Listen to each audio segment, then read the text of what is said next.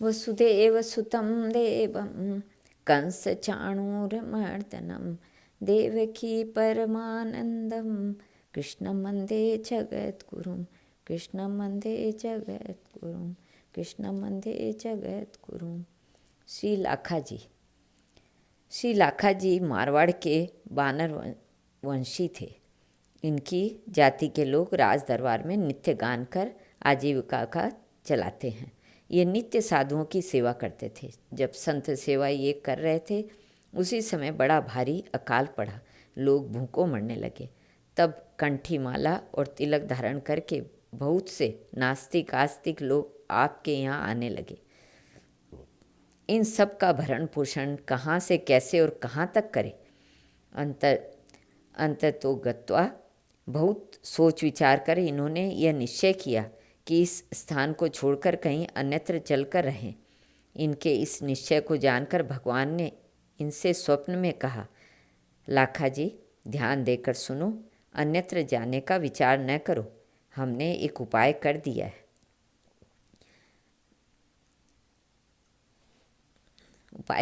तदनुसार तुम्हारे पास एक गाड़ी भर गेहूँ आएंगे और एक भैंस आएगी।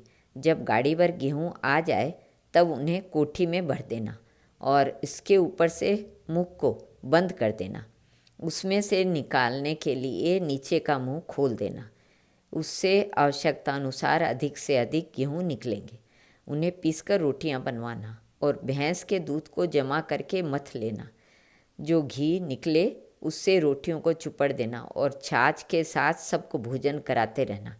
इतना सुनने के बाद श्री लखा जी आंखें खुल गई। उन्होंने स्वप्न में प्राप्त भगवान की आज्ञा अपनी धर्मपत्नी को सुनाई और कहा कि यह तो हमारे मन की भावती बात हो गई। स्थान छोड़कर कहीं दूसरी जगह जाने की आवश्यकता नहीं है। प्रातःकाल होते ही गेहूँ भरी गाड़ी और भैंस आ गई। इन्होंने भगवान की आज्ञा के अनुसार उसी रत्ती से साधु संतों की सेवा की और अनेक प्रकार से उन्हें प्रसन्न किया। गेहूँ भरी गाड़ी और भैंस श्री लखा जी के घर कैसे आई उसका वर्णन इस प्रकार है। श्री लखा जी के निवास स्थान के कुछ दूर पर एक गांव में सभा हुई और उसमें यह निश्चय हुआ कि अपने परिवार का अपना जो एक भाई धनहीन हो गया है उसके लिए चंदा किया जाए और धन का संग्रह करके उसकी सहायता की जाए। इस प्रस्ताव के पास हो जाने के पास एक सज्जन व्यक्ति ने उठकर सभा में कहा कि हम लोगों ने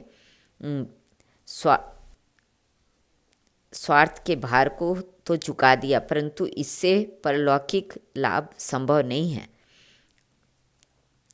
परमार्थ के लिए संत सेवी श्री लखा जी की कुछ सेवा सहायता कीजिए जिससे हम लोग भवसागर को पार कर सकें। यह सुनकर सब लाज संकोच से दब गए और उन्होंने उगाही करके 50 मन गेहूँ एकत्र किए। ग्राम सभा के प्रधान ने दूध देती हुई अपनी एक भैंस गेहूँ भरी गाड़ी के साथ भेज दी। श्री लखा जी अपने निवास स्थान मारवाड़ देश से चले। इन्होंने हृदय में प्रतिज्ञा की कि मैं साष्टांग दंडवत प्रणाम करते हुए लगभग 700 कोस दूर श्री जगन्नाथपुरी को जाऊंगा और श्री जगन्नाथ जी का दर्शन करूंगा। अपनी प्रतिज्ञा के अनुसार आप साष्टांग दंडवत करते हुए श्री जगन्नाथ धाम के समीप पहुँचे। प्रेम पारखी प्रभु ने इन्हें लिवा लाने के लिए पंडों के हाथ पालकी भेजी, पर लखा जी ने हाथ जोड़कर उनसे कहा, महाराज मैं भला पालकी पर चढ़कर कैसे चल सकता हूँ, यह सेवा अपराध है। मैं साष्टांग दंडवत प्रणाम करता हुआ ही जाकर श्री जगन्नाथ जी के दर्शन करूँगा। मेरी यह प्रतिज्ञा है, इसका पालन करूँगा। पंडे लोग बोले, भगवान ने बड़े प्रेम और भावपूर्वक आज्ञा दी है, अतः उसका पालन कीजिए। तब लखा जी नहीं माने। तब पंडों ने पुनः कहा कि प्रभु ने आज्ञा दी है कि आप मेरे लिए जो भक्तों के नाम की सुमिरनी बनाकर लाए हैं शीघ्र आकर अब मुझे पहनाइए। यह सुनकर श्री लखा जी ने पूर्ण विश्वास कर लिया और सचमुच पालकी पर चढ़कर जाने की आज्ञा दी है। श्री लखा जी भगवान के अनुपम भक्त वात्सल्य को स्मरण करके प्रभु की प्रसन्नता के लिए पालकी पर चढ़ते हुए बोले, अब मैं जान गया कि श्री जगन्नाथ जी मेरे लिए पालकी भेजकर मेरी महिमा बढ़ाना चाहते हैं। श्री जगन्नाथ जी के मंदिर में पहुंचकर प्रभु की मनोहर झांकी का दर्शन श्री लखा जी ने अपने तन मन और प्राणों से श्री चरणों में निछावर कर दिया। श्री लखा जी की एक कन्या गंगाबाई थी। वह विवाह के योग्य हो गई थी, परंतु आप उसका विवाह नहीं करते थे। वे अपने मन में सोचते थे कि मेरे पास जो भी धन है अथवा आता है वह सब भगवान और भक्तों का है, उन्हीं की सेवा के लिए है, उसे कन्या के विवाह में कैसे लगाऊं? श्री जगन्नाथ जी ने श्री लखा जी से कहा कि तुम अपनी लड़की का विवाह करने के लिए मुझसे धन ले लो और उसका विवाह कर दो। परंतु श्री लखा जी के मन में यह बात ठीक नहीं जची। पुरी में कुछ दिन निवास करने के उपरांत आप अपने घर के लिए चल दिए। प्रभु से विदा मांगने इस संकोच से नहीं गए कि प्रभु कुछ देंगे। चलते समय आपको भगवान का विग्रह व्याप गया। व्याकुलतावश आँखों से आंसुओं का प्रवाह चलने लगा। उसी क्षण श्री जगन्नाथ जी ने अपने एक भक्त राजा को स्वप्न में धन देने की आज्ञा दी। उसने रास्ते में चौकीदार बैठा दिए और श्री लखा जी के आने पर उससे प्रार्थना करते हुए कहा कि स्वप्न में मुझे आदेश हुआ है, अतः अब आप अधिक हट न कीजिए, धन ले लीजिए।